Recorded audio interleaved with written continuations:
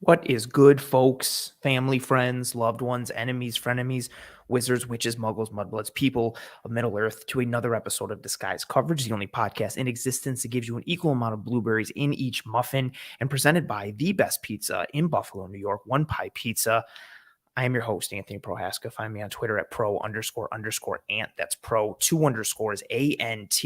In this episode of Disguise Coverage, we are going to dive into the Buffalo Bills defensive line, which I hope you guessed from the title of this episode, or the show notes, or the description, or any little pieces like that, or the post on Twitter, or if you had no idea what this episode was going to be about, spoiler, this is what this episode is going to be about. The Bills defensive line has been a group that Sean McDermott and Brandon Beane have spoken about season after season in terms of its importance to this Bills team and to this Bills defense, how they believe in building from the defensive line out. And we've seen a lot of investment. What's up, Michael? Thank you for joining me. We've seen a lot of investment in this Bills defensive line through free agency, through the draft. We've seen some hits, we've seen some misses. And we're going to dive into this position group from its performance in 2022, what it looks like going into 2023, what they need for 2023, and what they need past 2023. Because this group is, I feel like maybe it's not so sneaky from like a hate perspective from the fan base, but we're looking at need for this position group. I'm not saying it should be at the tippy top, but I recognize the need for offensive line. I recognize the need for wide receiver. And some of the other positional pieces, especially if Tremaine Edmonds leaves, what happens with linebacker? If Jordan Poyer leaves, what happens with safety? So on and so forth.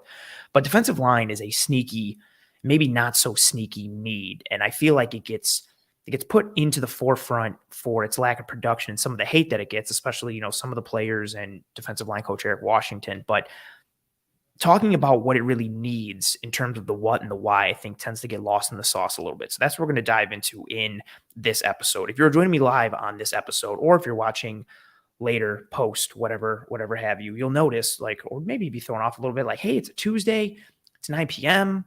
What's going on? Why is Disguise Coverage live? Is this the one-off? Or here I'm on YouTube on Wednesday thinking Disguise Coverage will be tonight at 7, but it's not. What's going on?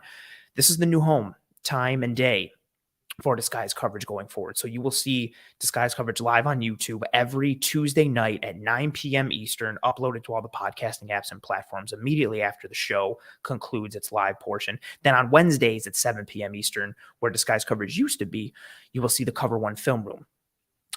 Trying to get ready for some off-season pieces and some in-season pieces with some schedule changes and housekeeping and house cleaning. So all those things. So wanted to mention that as well. So this is the new time, date, home for Disguise Coverage Live every Tuesday at 9 p.m. I'm going to grab this comment here from Roy. Roy says, when do we get a color change on the tree? That's the important question. That is the important question, Roy. I appreciate you acknowledging, one, that, the trees are important. Yes, there are still 2 trees. I've decided to just roll with it. I just kind of forgot to take them down at one point because life was really busy. I mentioned it last week and happened again this week.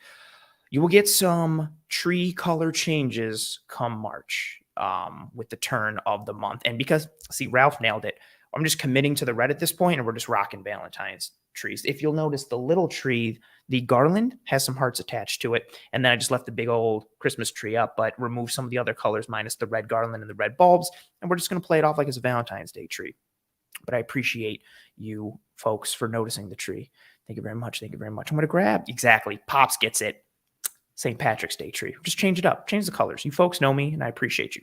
As always, like we do on this show, I'm already seeing some comments coming through. I'm going to start to bring them up in a minute as we dive into the first topic. But questions, thoughts, comments, concerns, philosophies, ideologies, maxims, whatever you folks have on your mind, throw it up into the chat. Likes, dislikes, again, what you're hopeful on, what you're down on, concerns, the whys, the hows, the whats, anything you got, questions, throw it all up into the chat. I try to bring up anything and everything throughout the entire show. Of course, super chats get priority. 1, because I respect the monetary donation. 2, the color takes me away from my notes. It attracts my eyes and I bring it up. So anything and everything, throw that up into the chat. For those of you just starting to come in, we're going to echo this throughout the show. Please drop a like on this video. It goes a long way towards helping myself and the entire channel to track and trend in front of more eyes and ears. So while you're here, whether here live now or later, please, and thank you, drop a like on this video. It goes a long way. It's tremendously helpful and it's greatly appreciated.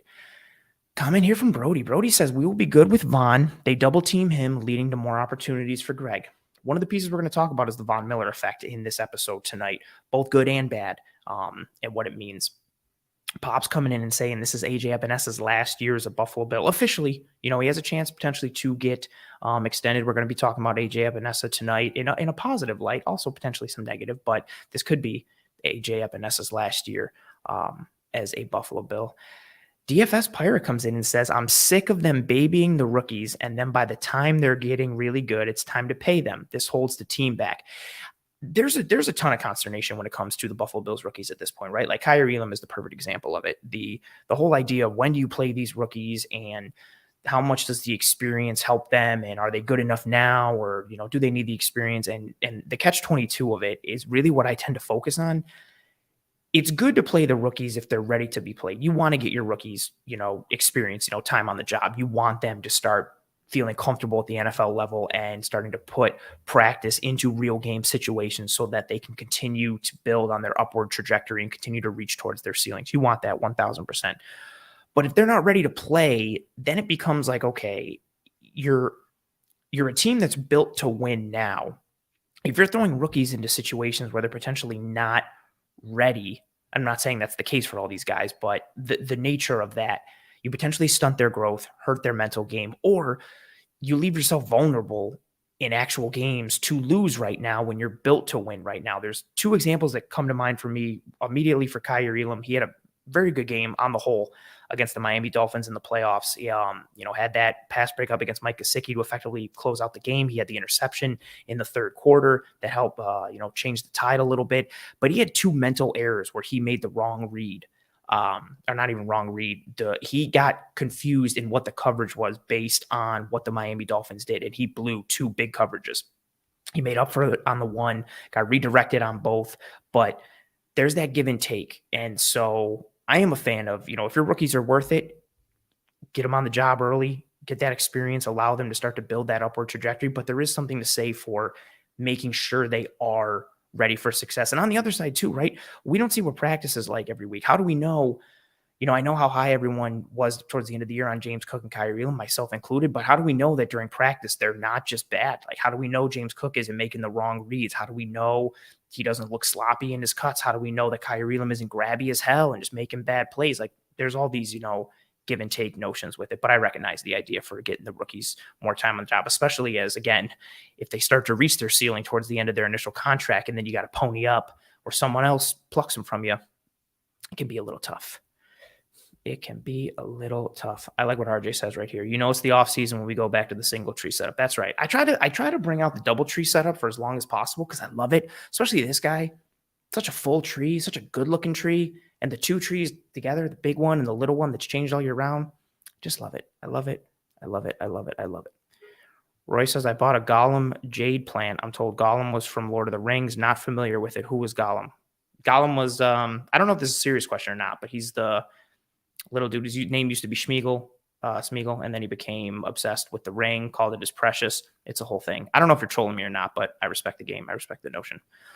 Oh, this is a loaded question. Do you think with Von Miller there, we would make it to the Super Bowl?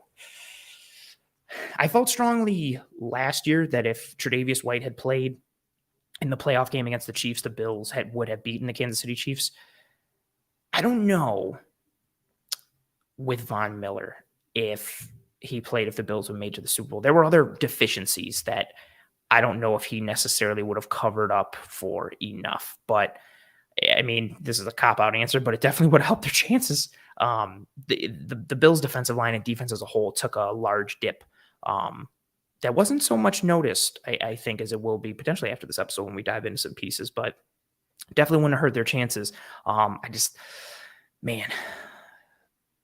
The Bengals had a great game plan against the Bills. Von might help it a little bit, but tough. Oh, Roy says that's a serious question. You never saw Lord of the Rings. You got to see Lord of the Rings, Roy. You got to see Lord of the Rings. Got to see it. Bills Are Electric comes in with this comment saying, McDermott's press conferences hinted that Kyer was still not doing certain things, and Sean was very non-committal about when he would be the full-time starter. I think an interesting piece with this, too, is I know he came under fire a lot during the season, but Dane Jackson had a pretty good year on the whole, I know Kyer looked good, and there were a lot of metrics that were getting passed around about how great of a season that he was having. And I don't want to knock what Kyer Elam did because he had a good year last year. But I think some of those numbers manipulated the situation in terms of the year that he actually had. And then again, Dane Jackson, I know he had that stretch where he wasn't making plays on the ball, but on the year for 2022, Dane Jackson, there were 136 corners with at least 20% of coverage snaps in 2022. Dane Jackson had the 38th lowest QB rating allowed when targeted. He was tied for 11th in pass breakups. He was tied for the 37th lowest reception percentage allowed. I think that comes into play as well when you're talking about the reps that Kyer Elam was getting. And then when Christian Benford was healthy, he looked good as well. So you kind of had this timeshare, not necessarily as a knock against Elam, but because the Bills had other options. That's a piece for me as well. Like we keep talking about the rookies playing because of the numbers and the stats that come out about how many snaps the Kansas City Chiefs rookies saw and how important they were for their Super Bowl run and so on and so forth, which is very valid. I love the draft that the Chiefs had last year. They were one of my big winners coming out of the draft last year. I just, from top to bottom, I thought they had such a quality draft, and it really showed in 2022 as the season went on. But a lot of the reason why those Chiefs rookies played, especially early on, was out of necessity. Like, they had no one else. They didn't have, they had a rookie corner, multiple rookie corners that had to play because they didn't have a Dane Jackson ahead of them to try and fit in. And that impacts things. When you have a known quantity who's capable of starting, it might not be the sexiest guy like Dane Jackson, but who gets the job done more often than not, you tend to lean on that guy a little bit more instead of being like, well, let's thrust the rookie into that role. And when they did, again, Elam did fine his rookie year. I like Christian Benford a lot, but some of these other teams that thrust their rookies into starting action and, more snap rates and snap share early on, a lot of it is because of necessity. It's not necessarily that, well, they beat out so-and-so or they beat out so-and-so or they look really great. It's, we don't got anybody else, so this dude has to play. The Bills had a bit of a different situation. But to your point, I am very interested to see what happens with Kyer Elam based on what Sean McDermott has said, based on what we saw throughout the year. This offseason will be very, very, very important. I like how Jared comes in talking to Roy here and says, watch Lord of the Rings. Absolutely. Absolutely. Oh, and RJ coming in saying the Lord of the Rings series is easily one of the best pieces of cinema ever made. We've really come through. We've really come through here on this topic. Jim asking, are you saying the Chiefs defensive coordinator is better than the Bills defensive coordinator because their rookies could be coached? No, I don't think I'm saying that. I also think there's a lot that goes into the success of a rookie. Actually, not even a rookie, just any player. Coaches and coordinators put players into positions to succeed. The coaches and coordinators dictate the usage, right? But the skill sets of the players dictates how they can be used or how they can be maximized or potentially optimized.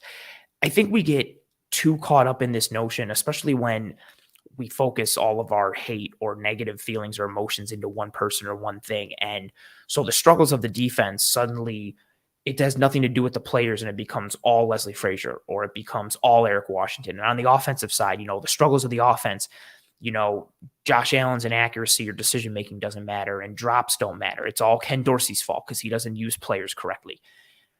And I think Steve Spagnuolo is a very good game plan matchup defensive coordinator. He knows what to cook up and when to cook up. And when he's got your entire body of work from a season at the ready and he can diagram what he wants to get at you in a game, I think he's one of the best out there.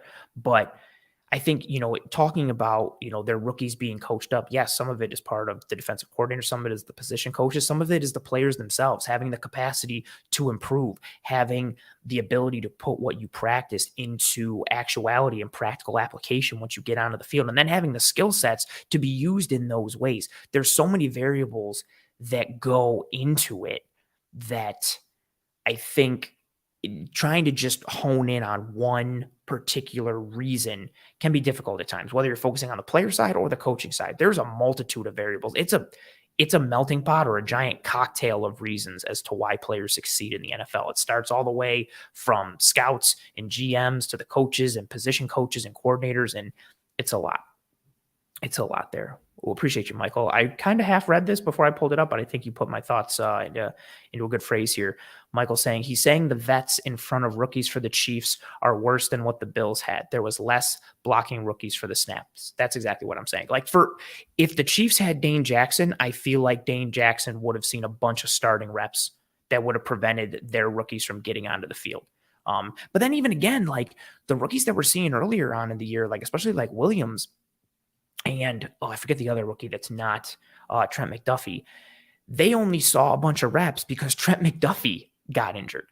And then McDuffie was going to start on the outside, like L'Jarius Sneed goes down. So then McDuffie has to go into the slot. And all of a sudden you've got 3 nickel corners starting. Again, that's out of necessity. If they had a Dane Jackson, they would have been like, okay, cool, Dane Jackson, like go in and start. I believe that. But they didn't. Their depth was all rookies. And so when somebody at the top goes down, all the depth gets bumped up on the depth chart. And all of a sudden your whole starting crew is rookies. And again, it's a credit to those rookies. It's a credit to the coaching staff. It's a credit to the GMs and scouts for identifying them and knowing that if you had to lean on these kind of players, they had the capacity to be leaned on, and your coaching staff, again, for coaching them up. But whether they sucked or whether they were good, they were playing. There was no one else. There was no one else on the Chiefs roster other than these rookies on the defensive side of the ball. So if they were good, awesome. If they sucked, boom, it was sink or swim. There was nowhere else to turn for the Kansas City Chiefs. Again, that doesn't take away from how well they played or how well they were coached up, but the Chiefs had no other options. So they were riding or dying regardless with those rookies on that side of the ball. But fair points. Interesting conversations as we started to gear up on this episode. Let's pivot into the first topic for tonight's episode regarding, do the Buffalo Bills, need to invest on the defensive line again? I kind of pivoted in terms of my idea for this team when it comes to the defensive line, and really a focus for this episode, and really focusing more on why the Buffalo Bills need to invest on the defensive line again. I'm not saying it's priority one or where it ranks on the priority list, but it is definitely towards the top. I think offensive line is still number one, but I think you could make a sneaky case that the Bills defensive line in terms of priority could be priority 2, could be priority 3, especially if you're considering like whole position groups. Like if offensive line is one position group, like I think that's number one, but I think defensive line is kind of sneaky up there with wide receiver in terms of a need as of right now. Again, if Jordan Poyer leaves, if Tremaine Edmonds leaves, those are holes. Things get thrown into, the jumbler, and then we have to figure out priorities from there. But the Bills defensive line, in terms of a priority, is a need this offseason, and it's towards the top. I think it's up there with the wide receiver discussion, the offensive line discussion. And part of the reason is because of what this offensive line looked like when Von Miller went down last year. So Von Miller went down week 12, Thanksgiving in Detroit on that stupid turf. And when you saw Von Miller go down, you saw a significant change in the Buffalo Bills pass rush. So we're going to go over some metrics here. So the Bills pass rush weeks 1 through 11. Again, Von Miller went down in week 12. So the Bills pass rush weeks 1 through 11. They were 7th in pressures, 12th in combined sacks, 11th in pressure percentage, 15% blitz rate, which was 28th in the league. So again, just some numbers: 7th in pressures, 12th in combined sacks, 11th in pressure percentage, 28th in blitz rate at 15%. The pass rush weeks 12 through 18, again, just focusing in on the back end of the regular season. And remember, week 17, I think we all remember it was canceled, that game against the Cincinnati Bengals. So they went from 7th in pressures to 22nd in pressures. They went from 12th in combined sacks, weeks 1 through 11, to 25th in combined sacks, weeks 12 through 18. They went from 11th in pressure percentage to 19th in pressure percentage. And they went from a 15% blitz rate to a 24% blitz rate. You saw a material difference in total pressures, in combined sacks, and pressure rate on a weekly basis once Von Miller went out of that lineup. Another piece, I tweeted this out earlier, and I thought this piece I did not really realize until I started doing some prep and some research for this episode. So weeks 1 through 11, the Buffalo Bills had a 69% too high shell usage rate. That means 2 safeties back pre-snap. And then they had a 56% too high coverage rate post-snap. So your cover 2, your cover 4, your cover 6, any covers that has 2 high safeties, right?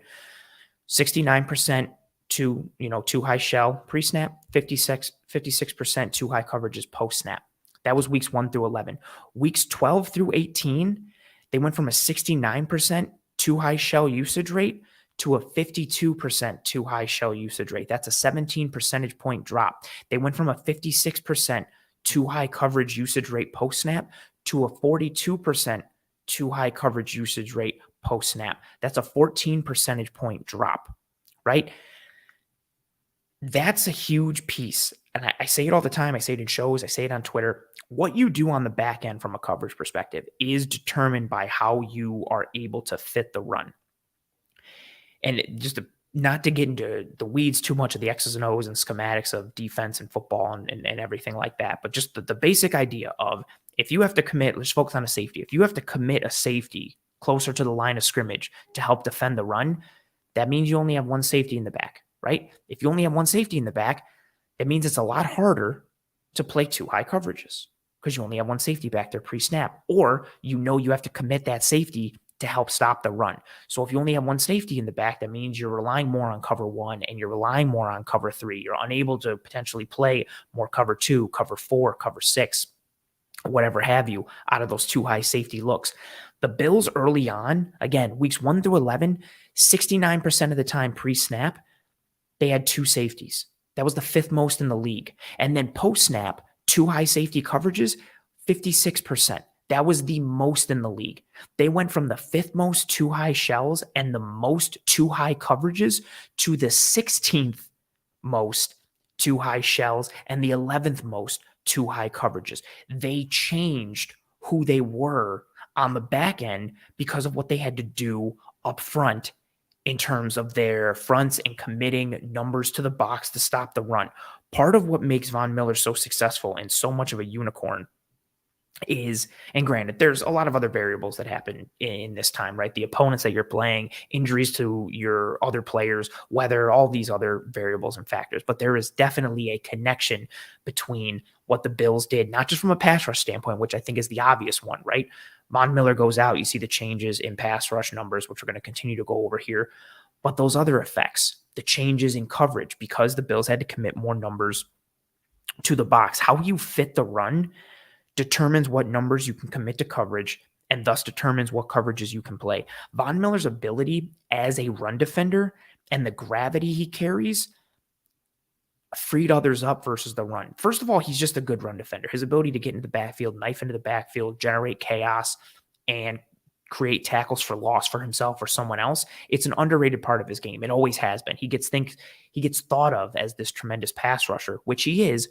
But what gets lost in that is how good he is against the run. So you take a player who's good against the run in and of himself, but again, because he has that gravity, he has the same gravity against the run that he does in the pass rush. So all of this talk like, oh, well, if he gets double teamed in the pass, that leaves Greg Rousseau one-on-one or Ed Oliver one-on-one or Daquan Jones or whoever. It's a similar effect against the run. It creates more one-on-one opportunities or more gaps that can potentially open up for other players to get into and win in because of his presence on that defensive line. And again, there were other variables present in the difference between weeks 1 through 11 and weeks 12 through 18, but the numbers are legitimately and significantly different. And then if you look at the Bills' rushing defense DVOA at that time, weeks 1 through 11, the Bills were 3rd in rushing defense DVOA. Weeks 12 through 18, they weren't bad, but they were 9th. They dropped 6 spots. You add up the changes in pressure numbers. You add up the change in combined sacks. You add up the change in pressure rate, total pressures, the blitz rate, too high coverages, too high shells, all of these pieces. Von Miller had a significant impact on this defense when he was in there, and arguably a bigger impact when he went out. Now, let's look at the individual player performances in a vacuum, weeks 1 through 11, and then 12 through 18. Some of these numbers are staggering. So we're looking at the pass rush productivity for the individual players on the Bills defensive line. Pass rush productivity, for those who don't know, it's a formula that combines sacks, hits, and hurries relative to how many times you rush the passer. So again, I use this metric a lot. We use it a lot on the brand. It's a good measure. It's a good efficiency metric in terms of how you rush the passer, because again, if I have 100 pass rush snaps and you only have 5, and I have 70 total pressures and you only have 1, then it's like, oh my God, look how many pressures Anthony had over Timmy over there. And it's like, yeah, but he also had 95 more pass rush snaps. So, volume doesn't always tell the whole story. So again, looking at the Buffalo Bills, individual defensive line players and their pass rush productivity. Weeks 1 through 11, when Von Miller was fully present, there were 240 qualifying defensive linemen who had at least 20% of pass rush snaps. So weeks 1 through 11. Okay. Greg Rousseau was 8th at 10.6. Von Miller was 18th at 9.1. Jordan Phillips, 22nd at 8.9. AJ Epinesa was 41st with a score of 8.0. Shaq Lawson was tied for 52nd. Boogie Basham was 60th. Daquan Jones, 115th. Tim Settle, 210th. But if you look, so out of those 240 qualifying defensive linemen in weeks 1 through 11, the Bills had 1, 2, 3, 4, 5, 1, 2, 3, 4, 5, 6. Lost my train of thought there. Had 6 players in the top 60 in terms of pass rush productivity, weeks 1 through 11. That's pretty good, especially considering how much they rotate, right? That it shows the rotation, that shows the efficiency, that shows the attack mind that they have. Now, if you take the Bills' individual players' pass rush productivity weeks 12 through 18. I should also mention weeks 1 through 11, Ed Oliver didn't count because he didn't meet the threshold for 20% of pass rush snaps because he was banged up. He missed a bunch of time early on, so he did not qualify. So if you're seeing him, oh, where was Ed Oliver there? Yada, yada, he didn't qualify. So weeks 12 through 18, there were 213 qualifying defensive linemen who had 20% of pass rush snaps in 2022. Groot, again, so this is without Von Miller. Groot dropped from 8th to 22nd.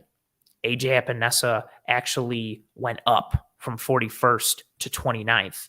So not too bad for him. A good jump. We're going to talk about him in a little bit, but just going over everybody. Greg Rousseau, 22nd. AJ Epinesa, 29th. Daquan Jones tied for 102nd. Shaq Lawson tied for 122nd with Jordan Phillips. Ed Oliver tied for 140th. Boogie Basham, 179th, and Tim Settle tied for 192nd.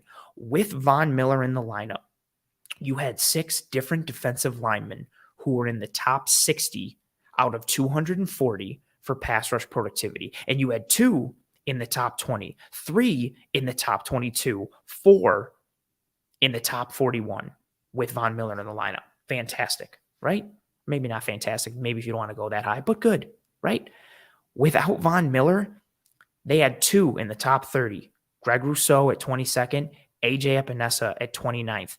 They had no one else in the top 100 without Von Miller. From a pass rush productivity standpoint, they had 2 in the top 100. They went from 6 in the top 60 to only 2 in the top 100. Not good. Not good, not good, not good, not good. And now you take this group that, this position group, defensive lineman, that was 17th in defensive line spending last year, now is slated to be 3rd in defensive line spending. And it's like, what is kind of where is that money going into? And as Roy says, Tim Settle was a bit disappointing. Tim Settle was a lot disappointing.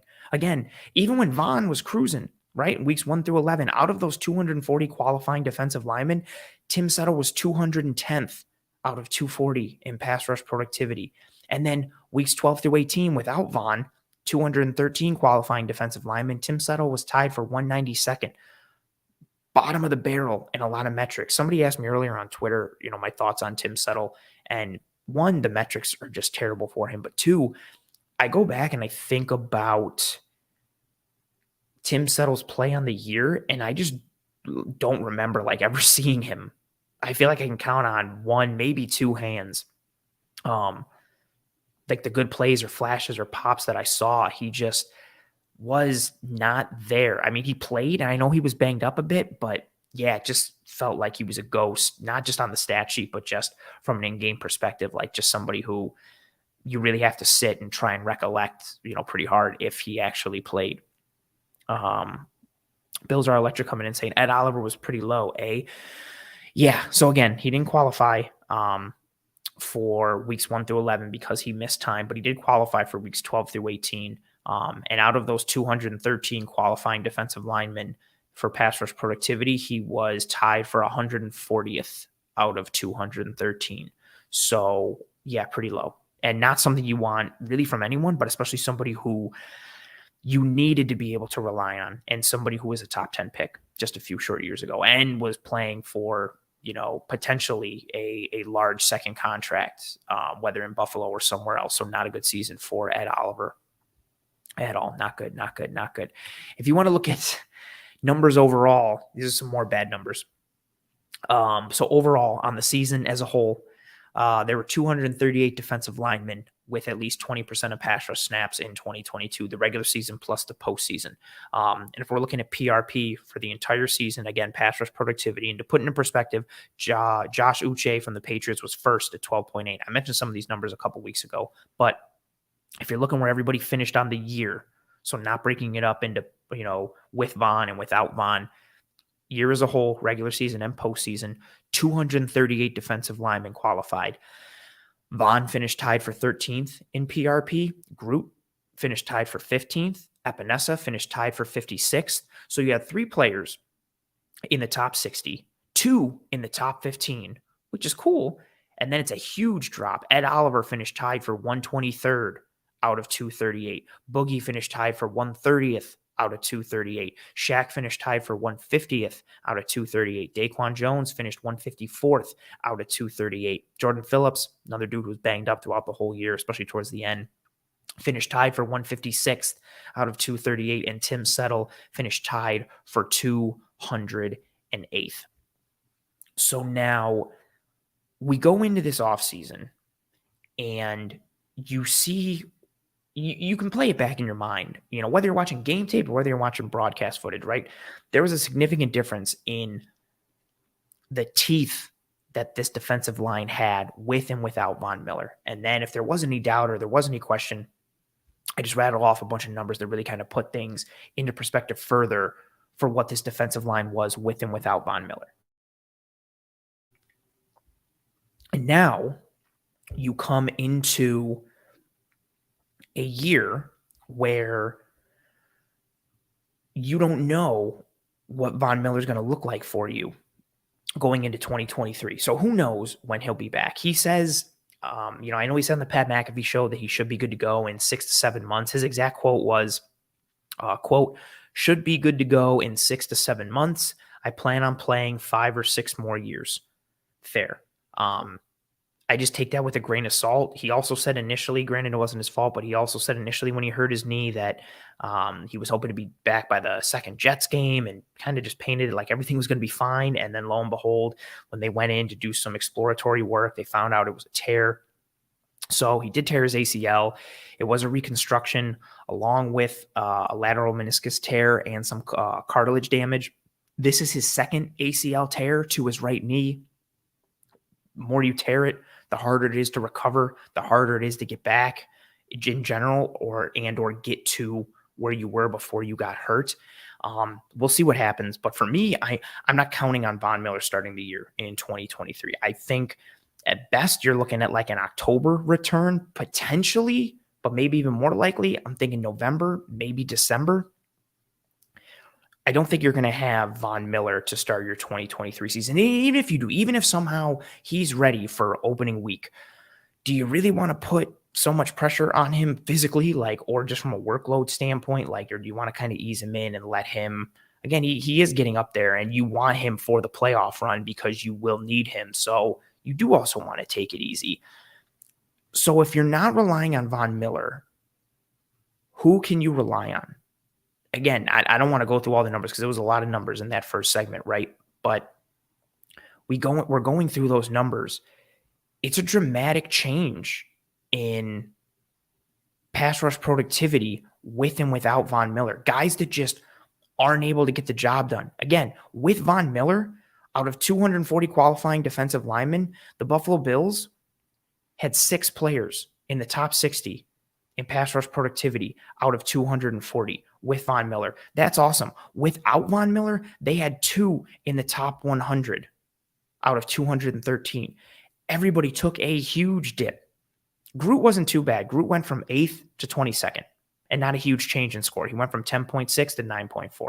Not a huge drop, right? AJ Epinesa increased. He went from 41st to 29th. He increased his pass rush productivity by 0.8, right?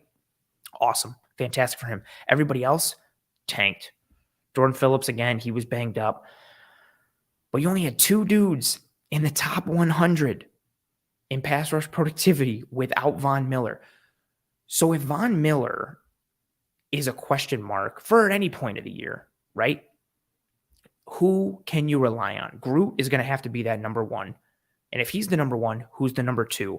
Who's the number 3? And how consistent are they, right? Who can go and get you a bucket without having Von Miller? They need reinforcements on this defensive line, and they need support until Von Miller gets back. They need a proven winner on the edge or even on the inside. I'll beggars can't be choosers. I'll take whatever we can get. And even if Von was good, again, even if Von comes back, you still need a solid number 3 to support him and Groot, or be the number 2 if either he or Groot go down. We saw what happened to this defensive line when Von Miller went down, right?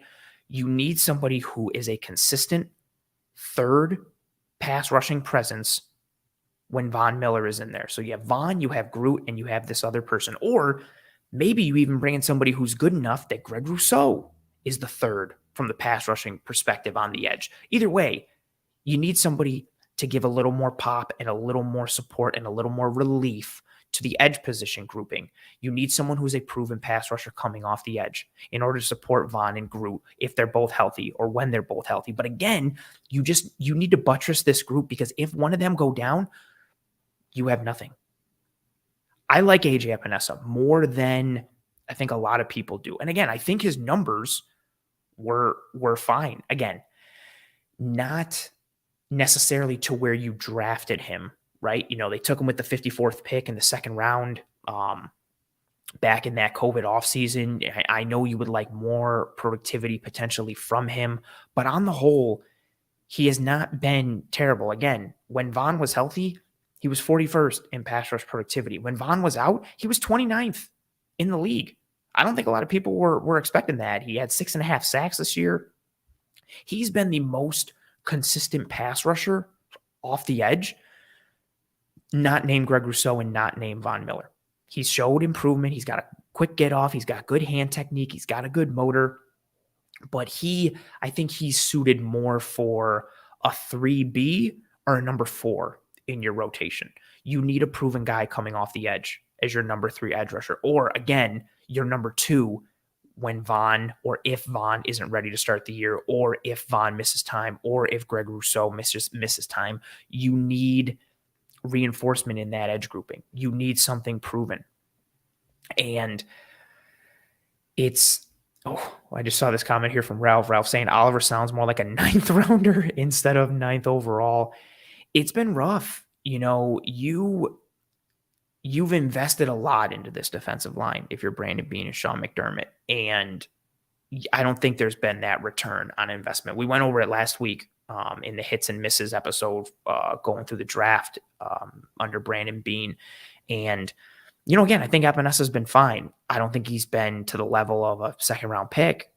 Boogie Basham, I don't even think has been fine. I think that, again, I said it last week, I don't make concrete judgments on players until they reach the end of year 3. And even with Epinesa, there's all the variables with the COVID offseason and what they asked him to change and body weight and composition and all of that. But if I had to lean right now and really classify it, even though I like AJ Epinesa, considering where he was taken, that's a miss. Boogie Basham is a miss.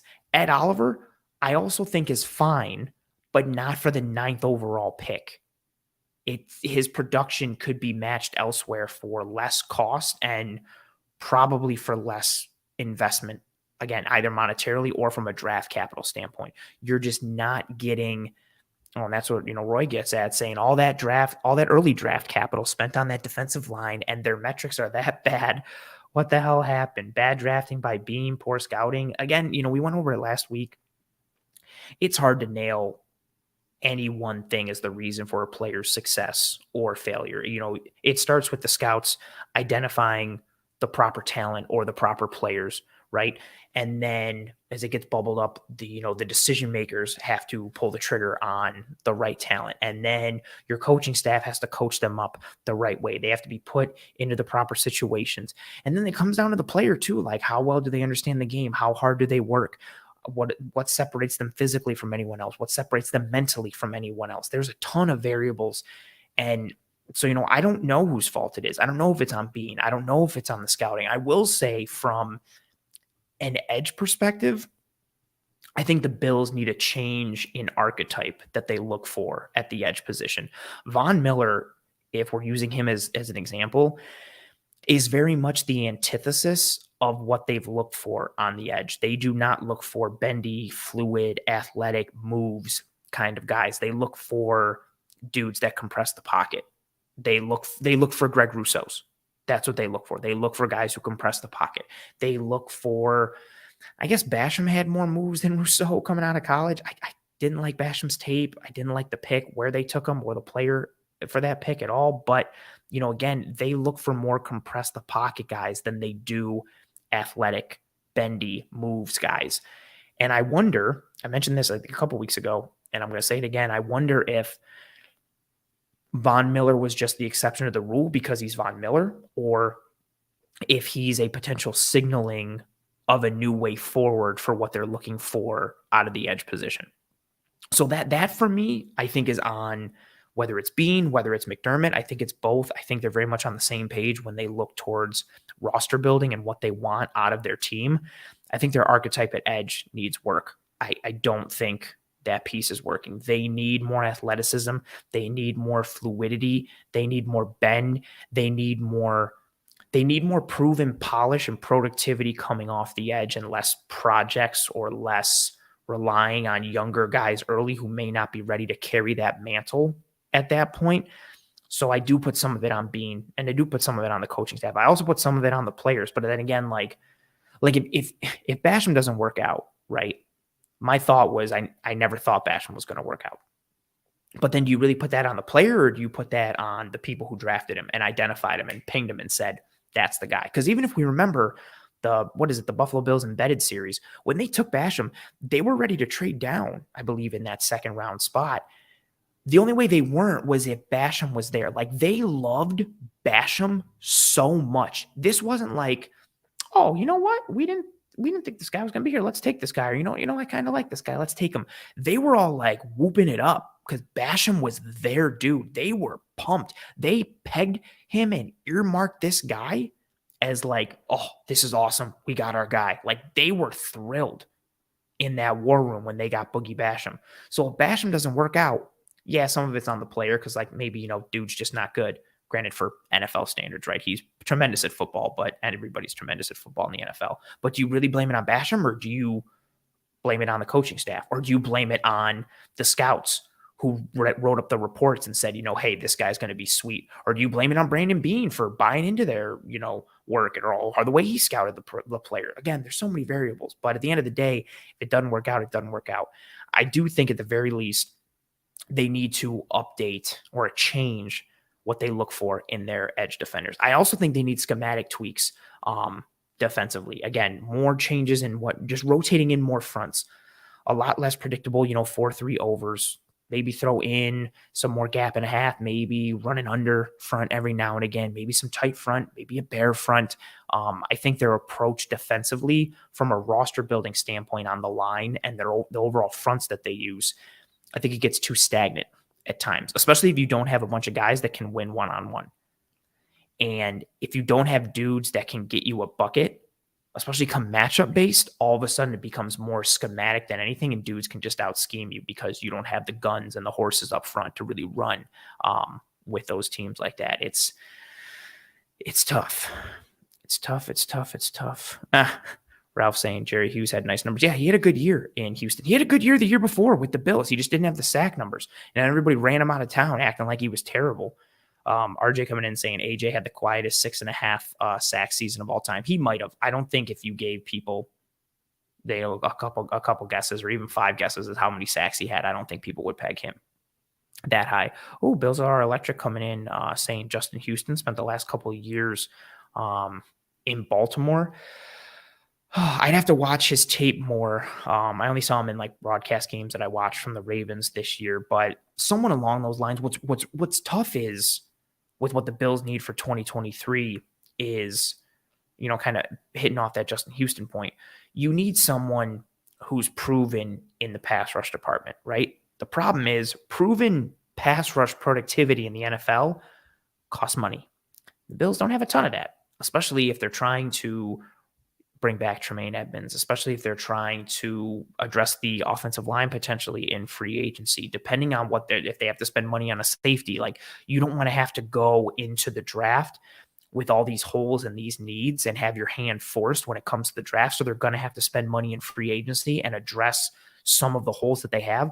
The problem is, as much as I'd love to have another proven edge rusher on this team, who's technically third if Von and Groot are healthy, but really second until Von Miller comes back, that's still probably more of a luxury than a starting left guard, a starting safety if Jordan Poyer leaves, maybe even a starting linebacker if Tremaine Edmonds leaves. The only reason I say maybe is because if Edmonds leaves, I think they have to tweak the scheme.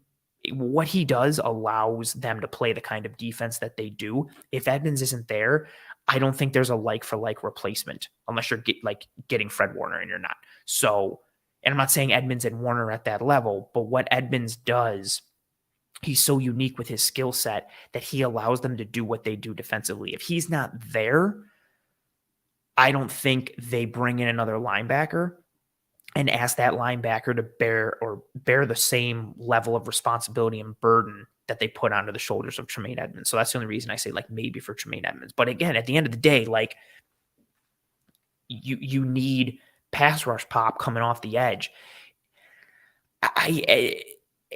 It's such a perplexing position group because how do you fix it and where do you fix it? Like, they need proven pass rush pop off the edge. That's why even like drafting somebody, cool, I guess it will be nice for the future, like we're going to talk about, but how much does it help you in 2023? Even the guys you're going to get at the back end of the first round, what are they going to be able to offer you in 2023? And then if you take somebody in the second round or third round, it's a similar boat. What can they offer you in 2023? You need somebody who's going to be able to hit the ground running and is already good to go and already knows what's up for 2023. Because again, I don't think Von Miller is coming back till October at the earliest. But I think more realistically, you're looking November, December-ish. End of October to like beginning of December, I think is the more realistic window for Von Miller, which means he's missing a chunk of time, which means right now your edge grouping going into 2023 is Greg Rousseau, Boogie Basham, and AJ Epinesa. Groot is fine. Epinesa, if he's your two, it's not ideal. I guess you can get by, but it's not really ideal. I think he's more suited again to be a high-end 4 or a low-end 3 in the rotation who can surprise you every now and again. Basham, I'm still holding out hope. Major fingers crossed for Boogie Basham. But as of right now, I'd be fine if they cut him or traded him. I don't think he offers you much. That's your three-man edge grouping going, and Kingsley Jonathan right now, who is also unproven. Like, and anybody else who they have is on the roster that I'm forgetting of, like, no disrespect, but they're just not, there's no material proven ability in their game right now. You're going into 2023, because again, I think Von is going to be out for the beginning of the year. Your rotation group is Groot, Basham, and Epinesa, not necessarily in order. That's just how I'm naming them. Like, how confident are you in that edge grouping to play the run and get pass rush? How confident are you? I am not confident at all. So it's sneaky. So you're going to have to, rely on that. Maybe it's a Justin Houston. Maybe, somehow they make a splash and you get a Menahu or Abukim from San Francisco, But again, those dudes are probably going to cost more, and maybe they want to step up. Maybe they don't want to be a rotational guy. Maybe they want to be a hard number 2 or get the opportunity to be a 1 potentially somewhere. Most likely a 2. I think they're both realistic. But then when Von comes back, they're sitting playing like second or third fiddle. Like, how do they feel about that? How much money are they going to cost? How much money do you have? It's not an easy fix. That's why when you draft pass rushers, you need them to hit, because there's only 2 ways to get proven pass rush productivity. You either draft it and you lock it up, or you spend big money on the open market. The Bills did the big money on the open market part with Von Miller, right? They also tried to do the draft part, and they missed on both their edges as of right now, but in the second round with AJ Epinesa and Carlos Basham. Groot, I think, is a hit. He's improved incrementally each year. I think he'll get better with his pass rush productivity this year, in addition to just being a tremendous run defender on the edge. But you've missed on a bunch of picks on the defensive line up front, and now you're in a spot where you have to continuously replenish the pipeline, but also some of the top end part of a grouping that you spent so much money on and so much draft capital, and you're just in this circle of round and round of chasing your tail, and it's not an ideal piece. Not an ideal piece. Jordan coming in saying, AJ seemed horrible at setting the edge. Am I wrong? He had a rough year against the run, both from a missed tackle perspective, and he was always trying to get upfield a lot. I don't necessarily know if this was him or what he was coached to do or what the play required of him, but it seemed like he was getting upfield a lot and just kind of vacating that spot. He did get better as the year went on. He had a good game against Chicago. Again, that's not the best barometer to be like, oh yeah, you did good against the Chicago Bears offense, but he showed promise as the year went on. He's the best pass rusher from the edges that isn't Von Miller or Greg Rousseau. So he has value in that regard. I do think he can fix some of his edge setting ability just from a responsibility standpoint. But yeah, he had a rough year against the run. Not great. Nikki coming in saying Shaq struggled in the playoffs and he got worked a lot. I appreciate what Shaq Lawson did in 2022.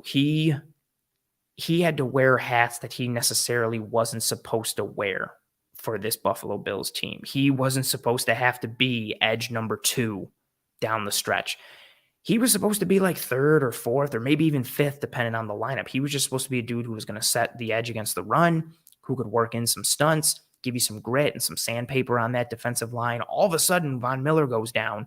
Basham's not giving you anything. Epinesa was still up and down. All of a sudden, Shaq Lawson was like edge number 2 with Groot being the 1 down the stretch. I think Lawson performed admirably down the stretch, but he's never going to be that guy where he's going to be a game wrecker week in and week out. Like, we've seen his ceiling, we've seen his floor, we know what he is. He's not built to be a top 2 edge for any team, but I thought he did well given the circumstances. But yeah, come play. Actually, against Miami, he played well in certain aspects, but then, Cincinnati was rough for everybody. But again, not that the pass rush was great. I'm not giving him a pass, but I put a lot of that on the coverage more than I do the defensive line, but it's rough. Ooh, Mark coming in saying trade Ed Oliver for a 3rd or 4th pick. This is really funny to be like coming into the comments and seeing some of the things. So Mark saying trade Ed Oliver for a 3rd or 4th round pick. Roy saying that Basham is the new Cody Ford. Nikki saying flip Boogie to O-line. Maybe he can beat the D-line. Man, there's a lot of pieces. There's a lot of heat coming in. Jordan saying Basham over AJ. I disagree. I don't think AJ Epinesa has done anything in comparison to Boogie Basham that would make you think Basham would be over Epinesa. Basham's had some flashes at times, which are cool. But the way Epinesa has won when he does win, granted, it's not to a huge degree, that makes you think like, oh yeah, give him a second contract and everything. But I think Epinesa is ahead of Basham. Again, even just on the year, pass rush productivity, AJ Epinesa finished tied for 56th with a score of 6.8. Boogie Basham finished tied for 130th at 5.1. When Von Miller was out, weeks 12 through 18, of those 213 qualifying defensive linemen in that time, AJ Epinesa again finished 29th in pass rush productivity with a score of 8.8. Boogie Basham finished 179th with a score at 2.2. I think if you watch the tape or if you look at the advanced metrics, AJ Epinesa over Boogie Basham every day of the week. Again, I'd be fine if they cut Basham right now. I'm not saying they should. Again, I really believe in giving players a full 3 years until you make a concrete judgment or decision on them, positively or negatively. But Basham hasn't shown me much to even think that, he would be over AJ Epinesa or being somebody that's warranted a second contract at this point. Roy asking me if I'm part of the salary cap extravaganza tomorrow night. Of course I am. I'm a big salary cap guy. I just kind of play it close to the vest. More comments. Nikki saying AJ took a step forward this year. Yeah, he did in his pass rush piece. But again, you've got Oh, actually, I didn't realize it went away. Gage saying it feels like AJ and Boogie are 6th round picks. That's the piece, right? Like you're getting production that you're like, okay, that's cool. Okay, that's fine. But I don't think they both feel like they're 6th round picks, but they definitely don't feel like 2nd round picks. They definitely don't feel like top 60, top 70 picks in the draft. And that cycles back to the bigger problem that we talked about in last week's episode with the hits and misses of the NFL draft. It's just not an ideal situation that the Bills have put themselves into, given the financial and draft capital that they spent on the defensive line. Again, going into 2023, as of right now, the Bills are 3rd. They have the 3rd highest defensive line spending. And we're doing an episode here on the defensive line, trying to figure out how to fix it and why they need to fix it.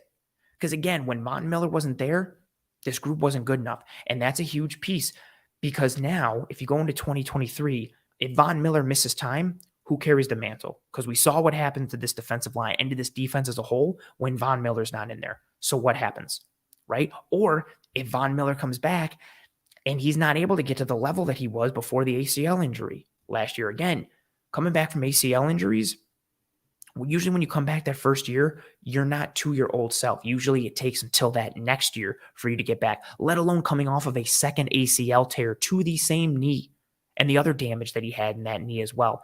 It's a lot to ask or think potentially that once Von comes back, even if he comes back in December and they let him really take it slow and ramp it up, even if he comes back in December, I don't necessarily know if he's going to be the Von Miller that he was at the beginning of 2022. I think that's potentially a lot to ask, even though the dude is superhuman at times and what he can do and how he prepares. But you're going into 2023 needing legitimate reinforcements and support on this defensive line, just from the edge perspective. Then if we kick it over to the interior, yeah, what do you have? If the Bills' defensive line for 2023 as of now is Von Miller, Ed Oliver, Daquan Jones, Tim Settle, Greg Rousseau, AJ Epinesa, Boogie Basham, Kendall Vickers, Brandon Bryant, Cortez Broughton, and Ilianku. Oh, and Kingsley Jonathan. Jordan Phillips is on the books with a void year, but he is a free agent. Maybe he's potentially brought back again. He looked good before he got hurt. But this defensive line is like an enigma going into this offseason. And so the needs for the 2023 defensive line, for me, it starts with edge. You need a proven winner on the edge. One, to hedge your bets in case somebody goes down. And when I say somebody, I mean Von Miller again or Greg Rousseau. But even if neither of them go down, again, I think Von Miller misses a healthy chunk of this season. I think the window, the realistic timetable window of him returning is end of October to beginning of December, which means you're playing, I don't know what, 8-9 games, somewhere around there, ballpark, without Von Miller. I don't think you can afford to roll in with your edge grouping being Boogie Basham, AJ Epinesa, and Greg Rousseau. You need somebody proven off the edge. And then when Von Miller comes back, cool. Then you have a solid threesome, and then you can work in AJ Epinesa, or maybe Boogie Basham takes a jump and Basham's the fourth, or maybe Basham and AJ and this other guy and Groot are crushing it. And then you add Von Miller back, and maybe your rotation is five defensive ends, and you figure out a way to work them in. And that's a good problem to have. Then you got more horses than Raptors up front, like the 49ers do, or like the Eagles do, or did, whatever have you. You need reinforcements for 2023. I don't think that's negotiable for Bills Are Electric says here saying we are screwed. Bills aren't screwed, but it's not an ideal spot to be in. The easiest way forward is Basham takes a jump, Groot takes a jump, and AJ Epinesa takes a jump, right? And then you don't have to spend any money on edge and free agency, and maybe you draft one because of what's coming up in 2024, which we're going to talk about in a minute. But I like this one. Jordan says, put Tyler Bass at edge. And Nikki says, so you're saying there's a chance. Yeah, I'm not saying the Bills are screwed, but it's not an easy fix. Again, because proven pass rushers on the edge, agreed, Bills Are Electric saying hope is not a plan. That's my next piece there. Like, you can't just, oh, well, maybe this guy does this and hopefully this guy does this. Like, relying on projection isn't necessarily the way to go, especially given what we've already seen from a sample size perspective, right? Like it would be ideal or helpful if Epinesa took a jump and Groot took a jump and Basham took a jump. But given what we've seen, I don't know how realistic that is, especially for Basham and potentially for Epinesa as well. So you need to bring in somebody proven. But proven pass rush productivity, again, like I mentioned earlier, it costs either draft capital or monetary investment. And if you're looking at the edge group in there, oof, you're going to spend money on a good free agent edge. Okay. What are you doing at offensive line? Okay. Did you bring back Tremaine Edmonds? Okay. Did you bring back Jordan Poyer? Okay. There's only so many holes that you can plug and fill at a time with the resources that you have, given what you've already previously spent and what you've already previously allocated, right? That's where the struggle comes in. I think the Bills will bring in another edge. I think they'll bring in another defensive tackle this offseason too, whether either in the draft for either or both, or free agency for either or both. But that's the piece where it comes down to is not who you bring in, but the level at which the person you're bringing in can operate at, given what type of resources you can allocate to that position. It's tough. So yes, hope is not a plan, but no, the Bills aren't screwed. It's just difficult given their roster construction. And again, not to beat a dead horse here, but this circles back and cycles back to, if you would hit on Ed Oliver, that would be really helpful.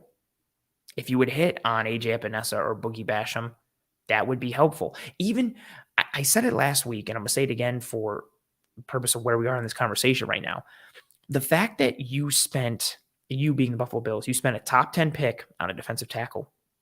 You spent a first-round pick, late first round, on an edge in Greg Rousseau, a second-round pick on an edge, AJ Epinesa, and another second-round pick at edge for Boogie Basham. And the fact that you still had to sign Von Miller is problematic. Now, agree, even if that grouping was strong, you add somebody like Von Miller, that's awesome. Like, that's still fun. But the fact that they needed to, that they had to, given all the investment on this defensive line, just from a draft standpoint, is a problem. And now they're having to pay the piper a little bit, because when they put all their eggs into the Von Miller basket for 2022, right? And that basket broke. And when that basket broke, the rest of the defensive line was not able to stem the tide. Again, we went over the numbers throughout this entire episode a multitude of times. Once that Von Miller basket broke, we saw vulnerability from this defensive line. We saw a lack of holistic effectiveness. We saw players not be able to win one-on-one. We saw, deficiency and vulnerability up front. Are those going to continue? Because if you run this same group back without Von Miller, again, maybe you run the exact same group back. You bring back Jordan Phillips. You bring back Shaq, maybe. Okay, Ed Oliver's healthy. Phillips is healthy. Maybe, again, Epinesa takes a jump. Maybe Boogie takes a jump. But you're hoping for all these things. And again, hope is not a plan. You are hanging your hat more on projection than you are proven ability, proven sample size. And that is not ideal. They put their eggs into that Von Miller basket. And unfortunately for them, again, that basket broke in 2022. And now they're in a situation where you're going to start the season, that basket still might be broken a little bit. So what do you do? Because again, if we're operating off of what we saw from weeks 12 through 18 when Von Miller was out, this defensive front is going to struggle. And now all of a sudden, and I'm going to switch this too, right? So I think Tremaine Edmonds is a big priority for this defense. If Tremaine Edmonds doesn't get re-signed, you have to make a splash at edge. I don't think there's a linebacker, again, that can do what Tremaine Edmonds does, especially for the money that you're going to have available or the draft capital, right? It's too much to put onto a player like that. So if Tremaine Edmonds doesn't come back, you got to tweak the defense schematically with who you bring in to the middle. You got to make a splash at edge. You got to do something, because all of a sudden now you've got vulnerabilities in multiple spots. And if Poyer doesn't also come back, oh boy, now you've got question marks at all three levels. Can you stem that tide? Like, it's a lot to put onto a lot of people. Pops comes in saying you can't invest so much into defensive end and think the other units will be good too. And that's fair, right? That's how you build a roster. You're not going to be at an A+ at every single position grouping. My issue with defensive end, and it's tying into what you're saying here, is even with all that investment, like think about right now for everybody who's here live, if you had to, when healthy, at edge, right? Edge, defensive end, whatever you're labeling it, Von Miller, Greg Rousseau, AJ Epinesa, Boogie Basham, Shaq Lawson, the whole crew from last year, right? When healthy, what were they on a grade scale, holistically from top to bottom? A minus, B+, whatever you have them at with Von Miller healthy.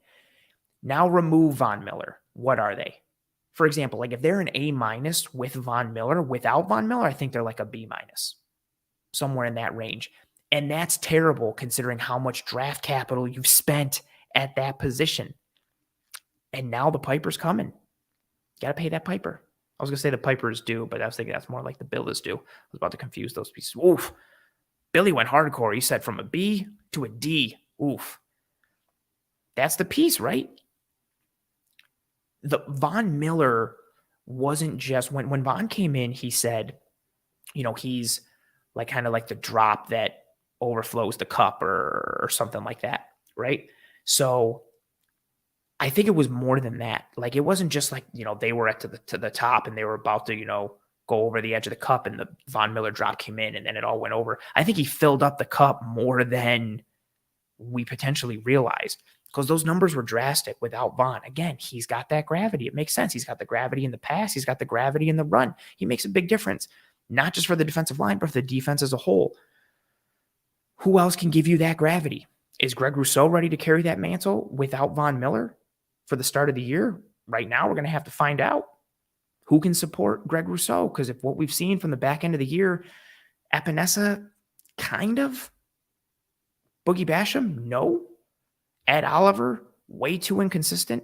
Daquan Jones, I think, had a phenomenal year, but he's not a pass rusher. Like him giving you any type of pass rush productivity is cherry on the cake, is icing on the cake or a cherry on top. Daquan Jones is fantastic. I think he had a great year last year, but this is good from Ralph. He says, we had nobody to block the Piper either. Well done, Ralph. Well done. Oh, Roy comes in and says, Von Miller was the cup.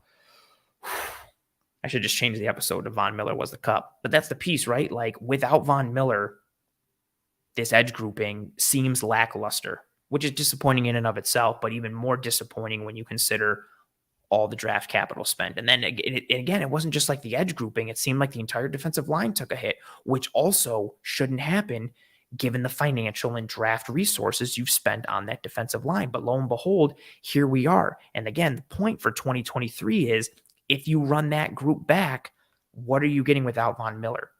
Or is your plan, okay, we're going to run it back, and we're just going to try and tread water until Von comes back. And then when Von comes back, we have our cup and we'll be okay. Maybe that's the plan because, again, they don't have a lot of financial resources to spend on the defensive line.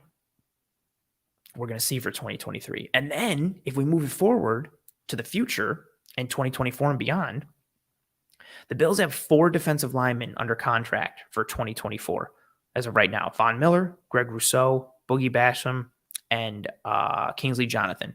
Tim Settle has a void year. Daquan Jones has a void year. I expect Daquan Jones to get an extension this offseason. It would make sense from a salary cap perspective, and also he's just good.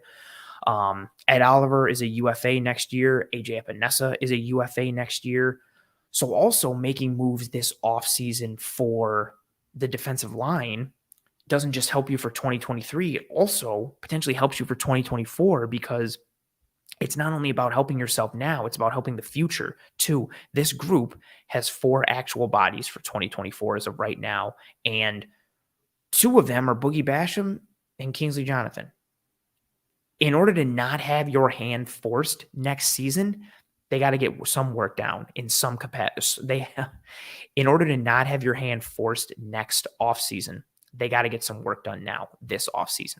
They can't go into next offseason being like, we have to address the defensive line because you have nobody right now for 2024 on the interior or on the edge. And the guys you do have, 2 out of the 4 are huge question marks in Kingsley Jonathan, who's huge question mark. And then Boogie Basham, still a question mark. And what's known of him isn't great. It's a less than ideal perspective for this defensive line. So I don't mean to sound the alarm in this episode and make it sound terrible and doom and gloom. But this group needs work. Oh, my bottle popped there. And with how this season's going to start, with Von Miller potentially on the shelf, you need reinforcements to start the year. With the potential ability of Von Miller once he comes back from injury, you don't know what you're going to get. You need support there. Don't know what you're getting on the interior. What kind of Ed Oliver are we going to see this year? Can Daquan Jones be a force again? What are you going to get from Tim Settle? What kind of production do you get on the interior? It's a lot of question marks, right? The only positive question mark really is Greg Rousseau. And the question for Greg Rousseau is, how much does he continue to improve? Because I think he's shown legitimate improvement from year 1 to year 2. I think he was better as a rookie than I initially thought, especially against the run. He was a top 5 edge defender against the run. And then with the improvements he showed from a pass rush productivity standpoint from year 1 to year 2, really, I think he's on an upward trajectory. It's just a matter of, from a question standpoint, how much does he continue to improve? What trajectory is Greg Rousseau on? And that's a positive question. All the other questions, and Daquan Jones as well, the question, like, can he perform to like the level that he played last year? Because I think he really did, right? But all the other questions are, okay, like, what are you getting from AJ Epinesa again? What are you going to get from Boogie Basham? What are you getting from Tim Settle? What are you getting from Ed Oliver? And if any of those answers are like subpar, your defensive line's in trouble. So they have to add some known quantity, specifically at edge for me, because Von Miller's going to be out. I think you can bring in more rotational defensive interior pieces and be okay. I know it may not be sexy and Ed Oliver isn't what everybody wanted him to be, but I think you can get by with a starting interior of Daquan Jones and Ed Oliver. Then you have Tim Settle, who wasn't ideal. Bring in somebody else, deal with the rotation there. Again, there's going to have to be some weakness or weak point on this team, right? Last year was offensive line. They didn't really allocate towards anything towards the offensive line, and we saw it bite them. You're going to have some area of weakness on your team no matter what you do. No team is invincible. No team is perfect everywhere. There's going to be some sort of weak point or weak spot. It's just inevitable. Maybe the interior defensive line is that spot. Maybe you can get by with Daquan and you get by with Ed Oliver, being next to him, and then you rotate in Tim Settle. Maybe Jordan Phillips comes back on a cheaper deal and you're okay with that piece. Maybe try to patchwork together the interior, because I think that's better than what you have at edge right now from a known quantity perspective without Von Miller. Once Von comes back, it changes the picture dramatically, but I don't want to put all the eggs into the Von Miller basket again, especially because, you just put the basket back together. The basket just broke in 2022. Now you're spending the offseason, patching it back together and trying to make it as good as new, but you still don't want to put a ton of stuff in it. You still don't want to have to carry everything in that basket. Like, you still need to make sure that basket is in good shape. You want to load everything up into it little by little. You don't want to just be like, oh, cool, the basket's done, and then drop like a 50-pound weight in it and see if the weight falls through. Like, that's not the way to go. Oh, it's Taylor says Tremaine Edmonds to edge. I would actually hope not, because if he was, edge contracts are so much more than off-ball linebacker contracts. So for now, no Tremaine Edmonds to edge, because we want to save money. But for the sake of the joke, potentially. Oh, it's just an annoying situation to be in if you're a Bills fan for this defensive line. As a multitude of you have said throughout this episode, like this defensive line every year has been a focus for this team. Even going to back when it was Mario Addison and Quentin Jefferson and everybody that they were bringing in and drafting and bringing in and drafting. It seems like every year it's just a rotating door of draft picks and free agents that are brought in. And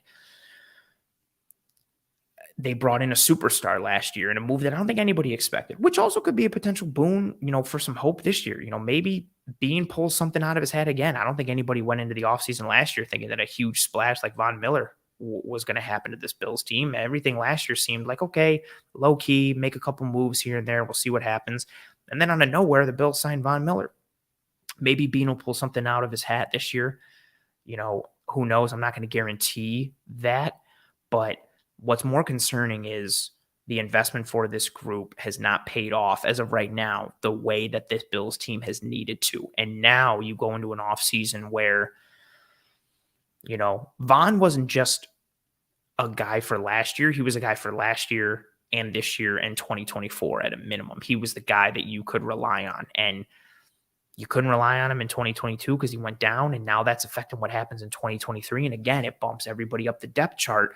And when you haven't hit on the rest of those guys on the depth chart, it puts you into a vulnerable position, and it puts you into a disadvantageous position. And that's where the Buffalo Bills are.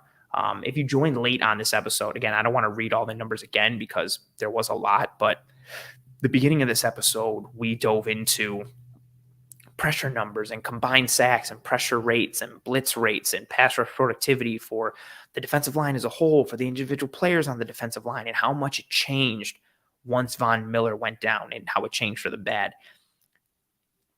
It's not ideal going into a season where that guy who, when he went down, things changed for the bad, might not be around for the beginning part of the year or a significant chunk of the year. So I think they got to get into an investment spot on the defensive line. We're going to be looking into free agency targets on this show as we go forward. I know there's some questions about it in the chat. I don't want to get too off topic now or drag on too much, but that will be a focus because, again, I think it's needed.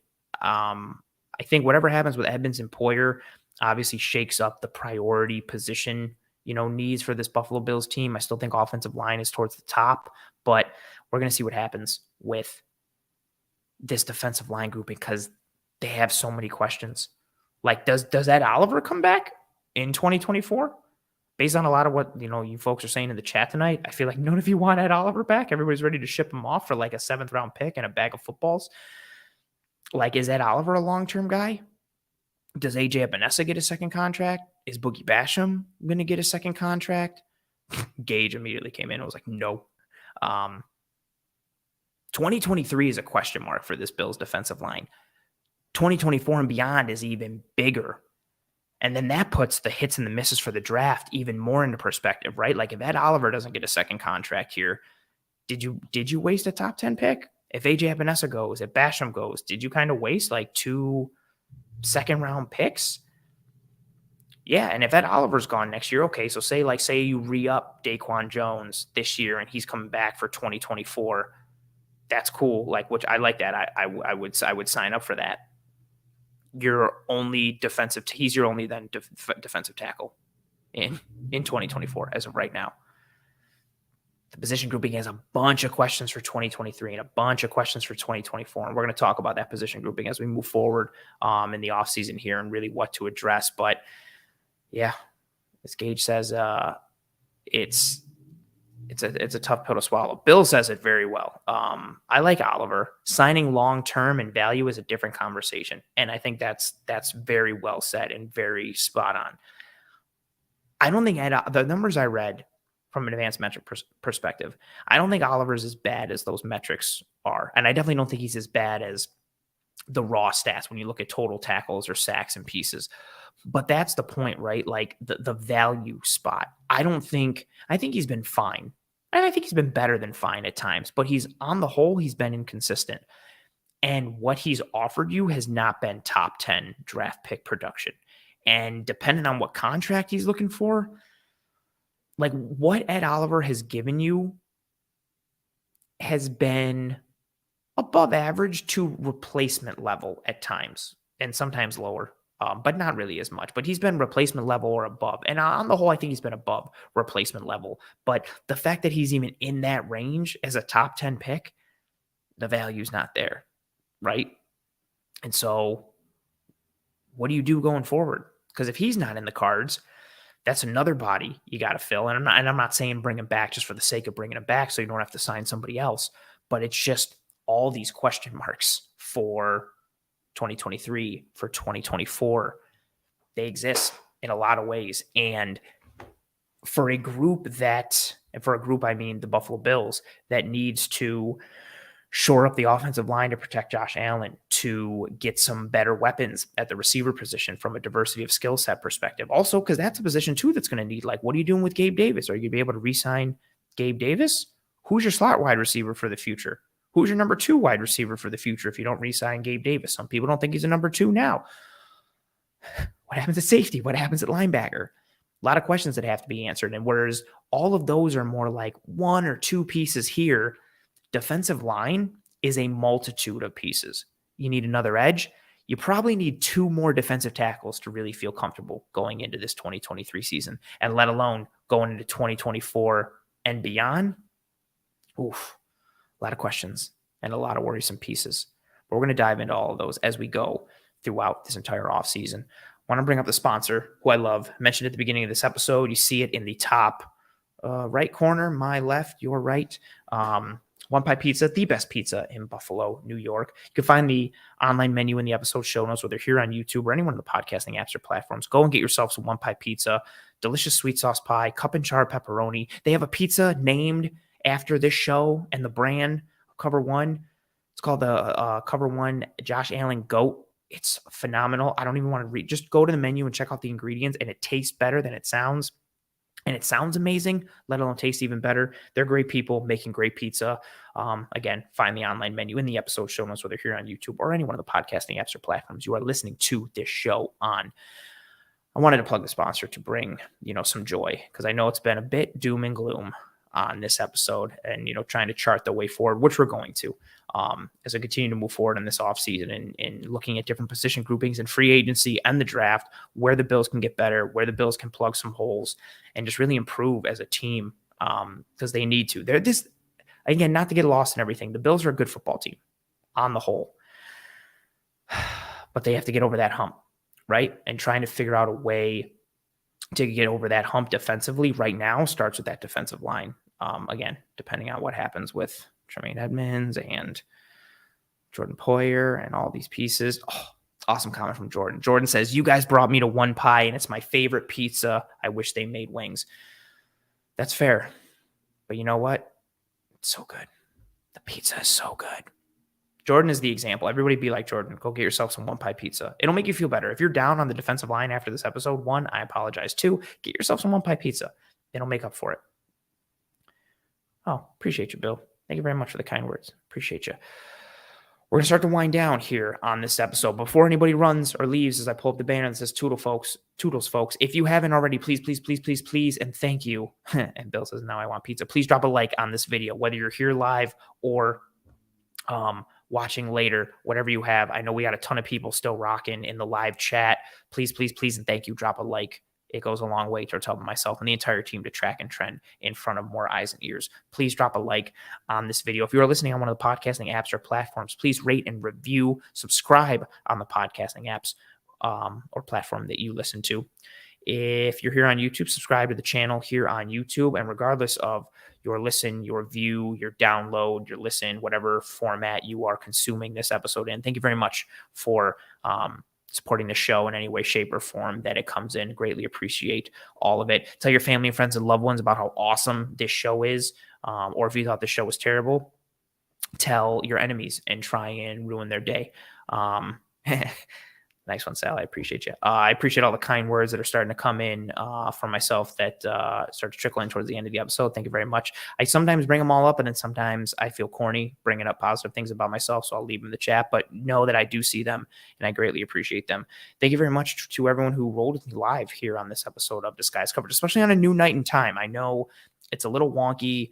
People are going to have to get adjusted to the new schedule. I know not everybody's on Twitter or social media, so I know there's probably a significant handful of people that are expecting to see Disguise Coverage tomorrow at 7 and are probably going to tune into YouTube at like 7:05 for the show and be like, where's Disguise Coverage? I'm confused. So thank you very much to everybody who tuned in tonight.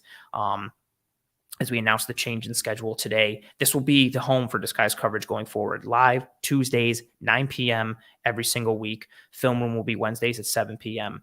with myself and Eric Turner and Kendall Mursky.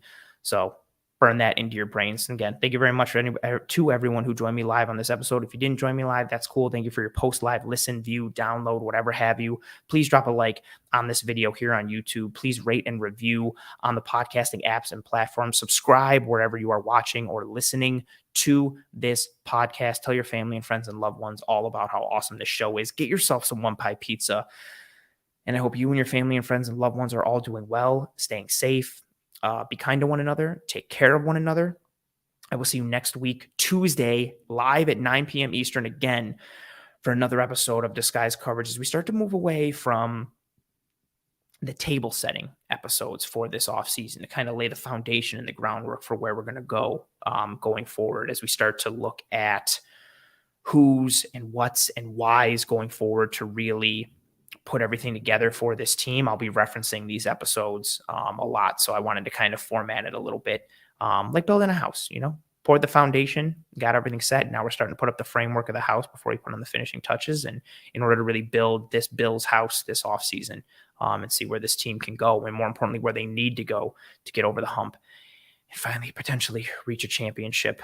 Thank you for joining me on this new Tuesday night edition of Disguise Coverage. Again, this will be the home live Tuesdays, 9 p.m. every week going forward. I appreciate you folks. I will see you next week. Godspeed. And as always, go Bills.